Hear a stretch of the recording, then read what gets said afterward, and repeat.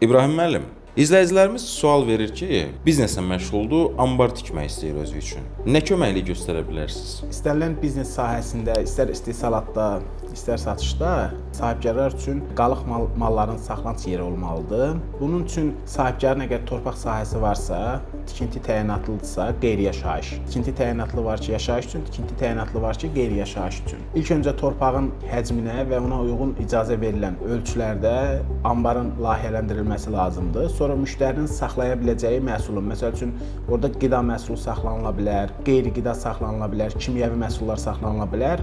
Ona uyğun təyinatlı ambarın layihələndirilməsi tərəfimizdən olunur. Ondan sonraki mərhələdə artıq layihənin smeta dəyəri çıxarılır və smeta dəyəri, çıxarılmış smeta dəyəri üzərindən müştəriyə qiymət deyilir və tikintiyə başlanılır. Qaraqoyunlu inşaat. İşinizi peşəkarlara həvalə edin. Ev təmiri və sıfırdan tikintisi ilə bağlı qeyd edilən nömrələrlə əlaqə saxlaya bilərsiniz.